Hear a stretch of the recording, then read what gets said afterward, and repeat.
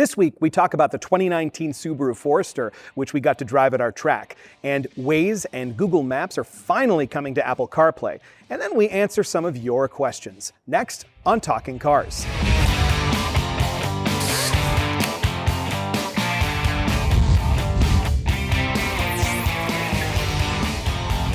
And we're back. I'm Keith Barry. I'm John Lincove. I'm Mike Quincy. And we're going to start right off with news. There's a lot of news this week about infotainment systems in cars. And if you don't know what that means, which I hear a lot of people don't, infotainment, as the name suggests, information and entertainment, not too much entertainment, keep your eyes on the road, on your dashboard. So the sounds big like news, a variety show. Yeah, it does. The infotainment with With Milton Keith. Berle. Yeah, we've got The big news is that going way back. The big news is that CarPlay, which is the Apple way of basically projecting your phone onto your dashboard in a lot of new cars, just got Waze and Google Maps, and that's huge because previously it had only been Apple Maps, right?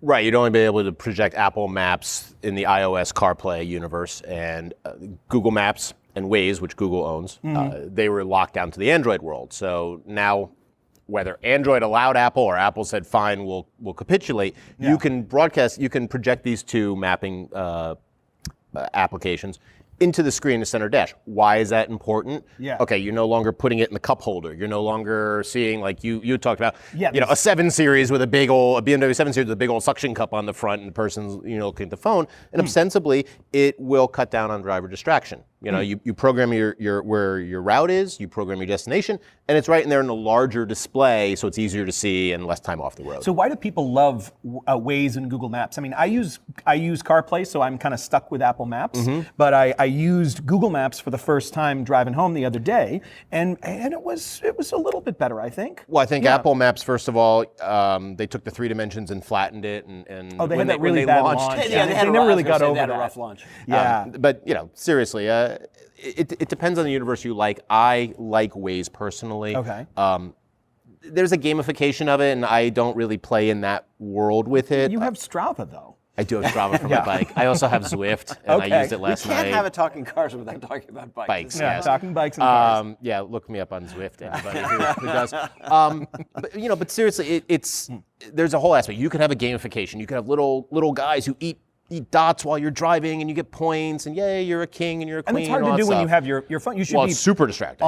you should be eyes on the road. Right? That's my issue with Waze. Is I know a number of people who are interacting with their phones, not a big screen, their phones while there's a police officer and so they're playing with their phone while they're using this. But I really don't like it when I'm a passenger and I'm seeing the driver messing with their phone to try to get points and whatnot. Well, the thing I like about these systems more than, I know you like using the in-car navigation, but what I like is that these tend to be a lot more responsive.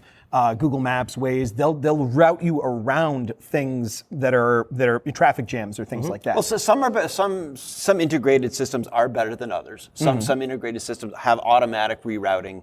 But I also do. I really like Android Auto when we have cars that actually have it. Some cars we have don't have the application for it. And some news about Android Auto. Some news about Android Auto is that Toyota actually, sort of unconfirmed by Toyota, but a lot of people are reporting that Toyotas are going to come out with Android Auto. Just some recent ones started adding CarPlay, and now finally they're going to get Android Auto. And Toyota was one of the last manufacturers to get on board with this. Which is weird. It is, but it also is, I mean, it's kind of taking the manufacturer out of the equation because manufacturers aren't good at building smartphones for your dash. Yeah, that's the thing. One of the big positives of Android Auto and CarPlay, and whether you love it or not, is that it takes away the need for manufacturers to be almost IT companies as well. We have a screen. Well, they're not good at it, and as we've seen with Lexus, for example, the interface controls with the touchpad or the mouse, and we've seen Mazda's a challenge with its knob, and there's all kinds of ways. You have a screen, you plug in your phone. You set it and you go, they can focus on other parts of the vehicle and they can just make sure that the screen is there. They can make sure that it's got a fine processor to run these programs, and you're taking a lot out of their hands. I'm not asking Apple or Google to build a car. I know they're all talking about it. I would rather they work on what they do well and let the car companies work on what they do well. Yeah. And down the road, we can have more of a convergence. Well, one of the things that the car companies aren't that great at is voice recognition. And they'll kind of buy something third party. But this week, we also got some news about putting Alexa in the car. And there's you looked into that, right? Sure. The Amazon announced the new Echo in the car, introductory price of about $25, maybe going up to $50 as it gets rolled out. I think the good news about this is that it's very helpful for people that maybe have an older car that don't have voice recognition system in the car, or they have a car that's really lousy. And we've all tested cars with some of the voice commands are terrible. Some are better than others. The better in-car systems, in my opinion, can kind of do what you're asking a lot of Alexa to do. The natural voice talk. Right. I mean, the articles that you sent me that I read and said, you could say, Alexa, find me a Starbucks. Some of the systems, like from Hyundai, I can hit the button on the steering wheel and say, find me a Starbucks, and it pops up. Yeah. Other systems, you say, find me a Starbucks, and it says, must pick category, pick coffee shops. Within coffee shops, pick Dunkin' Donuts. And it's more distracting than right. just, So the ones where there's just one touch and it goes, that's really functional for me. If Alexa is going to do this in the car world, then all the better. But there's also some downsides. Yeah, I'm a little nervous. There are two downsides that I tried out Alexa in a car that we had. A lot of cars require a lot of Alexa requires that you download these skills, and that basically it's like an app that you use over voice, and it requires you to say things in a very specific way. So for the Lexus we were driving, you can check how much gas it has from your house. You can say Alexa, ask Lexus. Which is a hard thing to say. I'm getting tongue-tied just thinking about it. How much gas in the car, lock the car, start the car. The cool thing is that some cars have it integrated in the other direction, so you can say, Alexa, turn on my lights when I get home, and put on some jazz. You can do, it's a long day. Alexa, I love coming into people's houses that have Alexa and they're listening to jazz, and I walk in and I hijack. I say, Alexa, play the Sex Pistols. Okay. There we go. Which is always really kind of funny. But the other problem, though, is that now Amazon knows that what they're listening to. Maybe now Alexa's going to know, Amazon is this huge company. And let's face it, the reason why they're doing this is because they're trying to make you buy things in the car.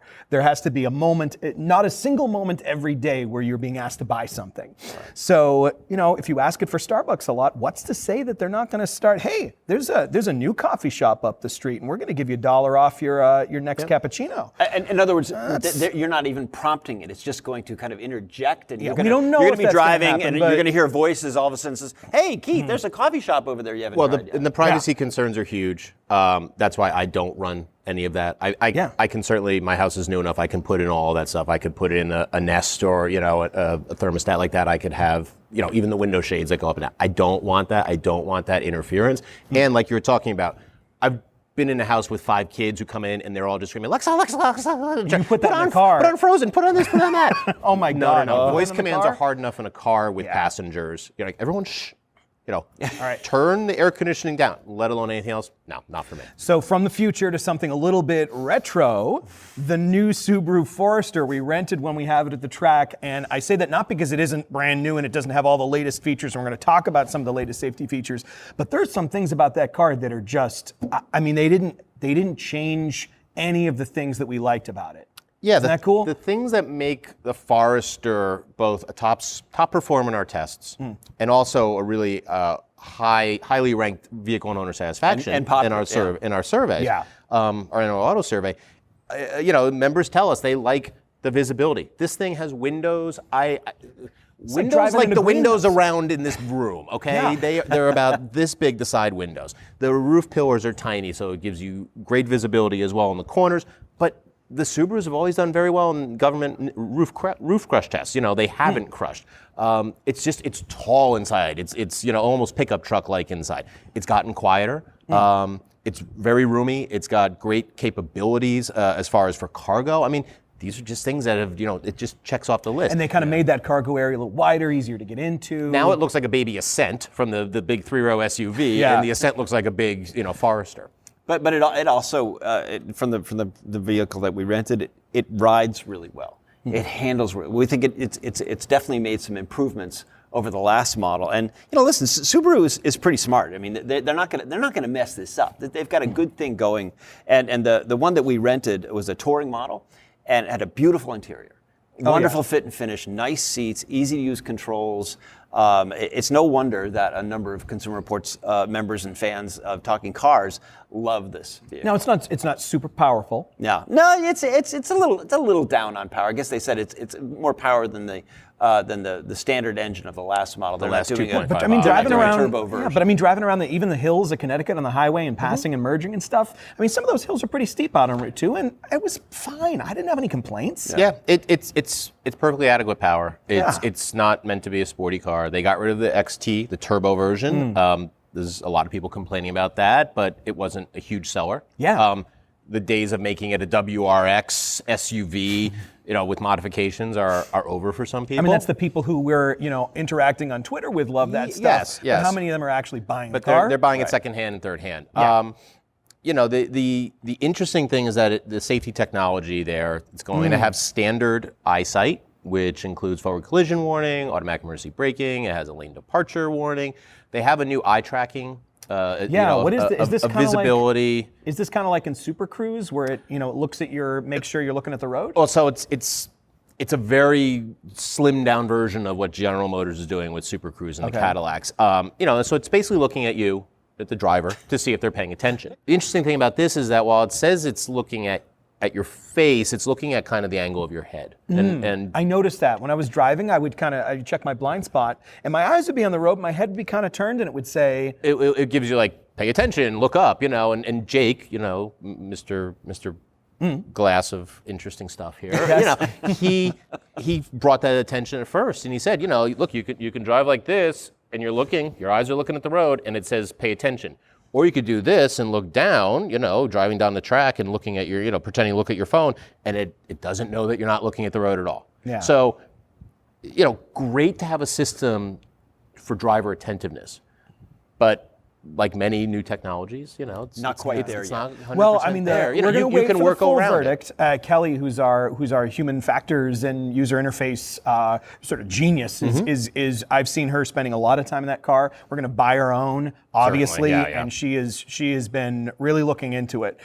So all the privacy concerns, all the how does it work, I was there and we're kind of getting sort of half answers, and she's gonna look into that, and she and Jake are gonna kind of find out, because I think this is something we're going to see a lot more of. Yeah, definitely. And once we buy our own car, there'll be more interaction probably with Subaru, I think, and have some more answers and a little more details.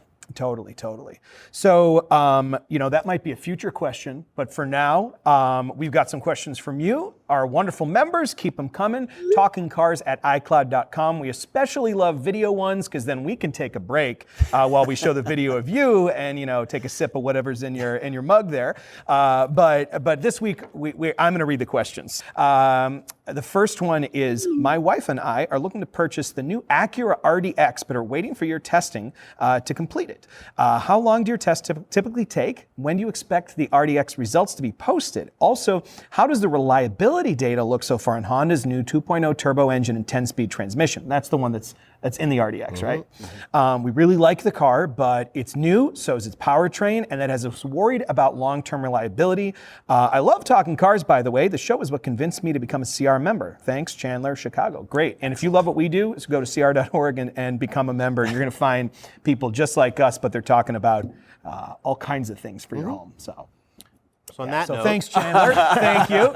Thank you for the plug. Yeah. RDX. Yeah. Okay. Okay. So first of all, our reliability data isn't out yet, and it's a new car, so it's going to pretty much be based on the overall Acura line. We do predict based on the manufacturer, particularly for a new year, a new model. It's a total redesign. So that's the reliability side. As far as performance, we do like it. We're not going to be giving away information because our testing isn't 100% complete. But now, since Chandler, you're a member, you can read all of that. Chandler will be able to go online and check that out probably in a short period of time. Very short. Fun to drive. Pretty good response from the engine transmission combination. It's smooth. We did like it. the car is really nice inside. I mean, we didn't even get a top premier version, and extremely nice interior, very driver-centric cockpit. So does the instrument panel and the center console. So we like that a lot. But what we don't like. Chandler, have you and your wife tried out bringing your phones to the dealer? Yes. Or just trying to change the radio station? The controls are atrocious. They're atrocious controls. What gives me hope about Honda, and I guess in this case Acura, it drives really nice. It kind of has that old-time Honda feel for the steering and the handling and whatnot. But the controls, I think, really let it down. But look, we want data on new cars. We always need that information, and we really want our members to send it to us. At the same time, we do say to people, look, if you're worried and a car is totally redesigned, skip the first year. Wait. Yeah. Exactly. So Chandler, you may want to read a report, and then wait towards the end of the model year of this car. And the other at good least. thing, Honda, sometimes they have kind of a tendency to fix things, especially with infotainment systems that are wrong very quickly, like model year to model year. So they're very responsive. Let's hope they are with this. Yep. So, next question. Hello, I live in Long Island and I work as a salesman for a beer wholesaler. I put an average of 300 to 400 miles a week on my 2006 Nissan Altima in stop-and-go traffic, and I would like to replace it with a new vehicle. Considering the long, cold, and snowy winters, I prefer an all-wheel drive vehicle. My top choices are the 2019 Toyota RAV4, 2019 XC40 from Volvo, and the 2019 Subaru Outback. Because of the mileage, this will be a purchase and not a lease. Considering the cost and reliability, which should I pick? I'm also open to other suggestions. And that's from Jem in Long Island. Hello across the sound. Put some beer in the Cross Sound Ferry. You're a popular guy around Super Bowl time, I guess.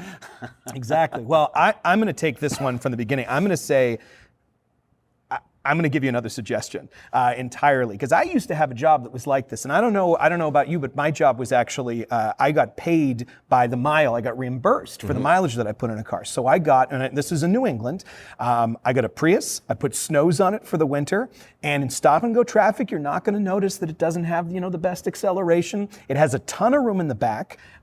You're going to get, in our test, 55 miles a gallon, and it's an incredibly reliable car. So in that sense, you might actually make money driving this car if you're getting reimbursed by the mile, because it costs less to operate this than what most reimbursements are. In stop and go traffic, that's where hybrids really shine. And that's what I think. And someone who's on the road that much isn't going to be having to take it for service nearly as much. Oh, exactly. Some other cars. Exactly. I would go with the Outback. First of all, it's established. Of the three choices, I'm going to answer his question directly with the three choices he's asking about. That's okay. It's roomy. It's got the all-wheel drive. Even with good all-season tires, he's okay. With snows, he'll be great. And it gets good fuel economy for the category for a largest wagon.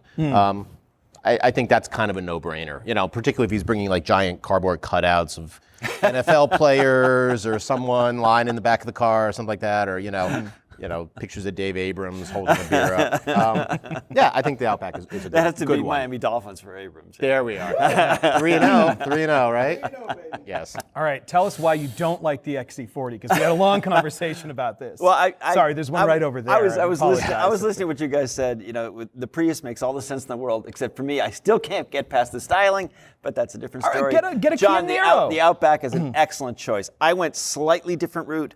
I'm thinking because of the typical New York traffic, lots of stop and go, I'm with you on the hybrid, but I'm RAV4 hybrid.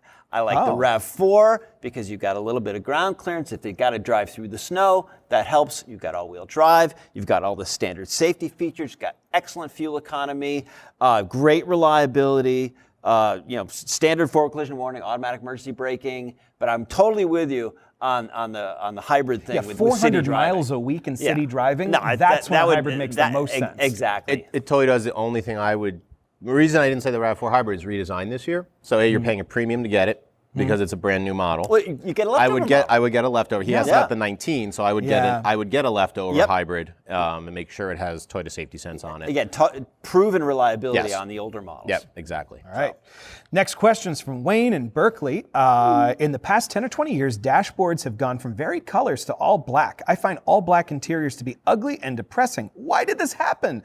Are automakers lemmings? I'd love to see some brighter colored dashboards. I'm with you, Wayne. I'm with you on this. I do agree. It's hard to see out with different colors, first of all. There's a lot of glare We see a lot of steeply raked windshields in cars. Every generation that's coming through and here, the every dashboards are model, getting longer and longer and longer. deep So there's windshield. more Yes, to yes. yeah. So a lot of it's glare. A lot of it's just hard. It's easier to do a flat black or something that's not going to bounce back. There's a lot of trim that they do throughout the car to compensate for that. With that said, so we were just in the Lexus UX, which we didn't love for a lot of reasons, but it had a really cool interior. It was kind of like blue and orange. So if you're a Mets fan, it's great. At least something might make you happy. Yeah, but dark blue, and also like Hyundai, I think, has like a dark brown kind of chocolatey color. Well, yeah. In fact, the Forester that we bought, that we rented from Subaru, had a kind of a brownish interior. They're kind of like you're seeing a reoccurrence of brown. There's been a lot of fans of brown interiors, that color scheme. But we are starting to see, and especially, I mean, he had mentioned also when he talked to us that Porsche and some of the higher end car manufacturers have those colorful interiors, and I think they're bringing it back. But the tops of the dashes are always going to be black. You could get anything. Yeah. I mean, you want to spend the money on a Porsche, you're getting alligator skin, with the bumps. There's something interesting there that I think we talked about earlier. Is that now with leases, that new car manufacturers are kind of becoming used car dealers. So when they get these cars back, they have to sell them back off a lease. So they don't want a car, Wayne, to go out there and order your banana yellow dashboard. Pink to sample Quincy's shirt here. Exactly. And then not be able to ever sell that again because it's the Wayne special. Hey, I'm not wearing my orange today, okay? Exactly. I was reprimanded for wearing too much orange and green interior, bespoke, yes. All right. Yes. So the next question. Your show rocks. Always a good way to start if you want to get your question answered. Thank you. Your show rocks hard. I'm starting a mobile auto repair business, and I don't want to drive a Transit Connect, although they make sense. As I start out, this vehicle will be my daily commuter as well. I would prefer something like a compact truck, but the problem is that most of them rate low. I know the Honda Ridgeline rates high, but I think it's too nice and expensive for the trades market. So my question is, which is better when it comes to longevity, comfort, and daily commuting, the Chevy Colorado or the Toyota Tacoma? Well, I'm going with the Colorado, and I'm going with the diesel, because I am a big fan of highway diesel mileage. This vehicle did pretty well in Consumer Reports testing. It's a bit pricey. You can start adding up the options on this. I would go with an LT version just to get the power adjustable leather seats. One of the letdowns from our testing of our last Colorado, the cloth seats were a little flimsy, not very supportive. There is some reliability issues with the Colorado. That's one thing that most Toyotas have all over this one. But in terms of a highway ride, it's much more comfortable than the Tacoma.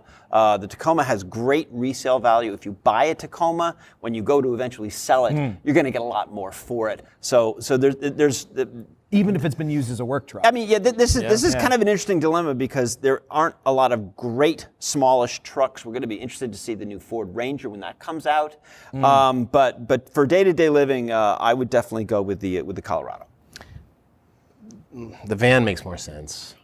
Yeah. It makes sense. But Kurt, buy a van. You know you want it. Look into your heart. There's a Transit Connect. Pull the camera in. Have a conversation. There's a Transit Connect just driving right there.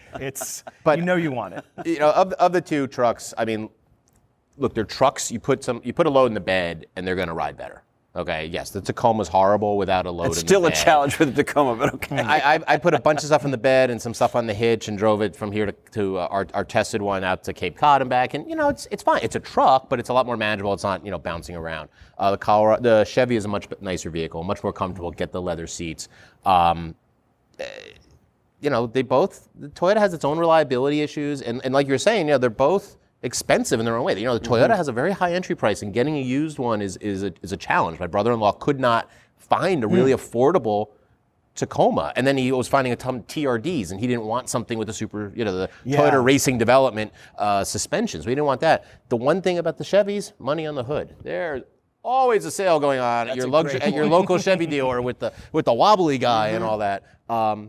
Find a time and look for one that has something on the hood, some money on the hood, and you'll do okay. Yep. You could even possibly get an off-lease one, or you could just find a used one. Someone traded one in on the diesel, and they had a gas one or something like that. So I would look that way. Yeah. All right. Well, you know what I think. The van is. There's a reason you mentioned it. But it's staying with the Transit or something else. I think stick with it. There's the Transit Connect. They make such a work version, and it's so. You can lock your tools up in it. You don't have to worry about getting extra toolbox. I mean, I know driving around in a van, it's not the coolest, most flashy thing. It is true. The trucks, you got to get those side boxes if you have tools. Exactly. You have to do something extra for that. But there's a reason why so many people drive those vans. So they hate themselves. Yeah. Oh well. Well, if you hate yourself, if you love yourself, if you have a question for us, TalkingCars@iCloud.com. We'd love to answer it soon. We'll be back. Super producer Dave Abrams hates us right now, but that's a different story. I'll have to do that again. And let's do the outro. If you have any questions, sorry. If you do have any questions, send them to TalkingCars@iCloud.com. If you'd like to learn more about the cars that we talked about, check out the show notes. Thanks so much. See you soon.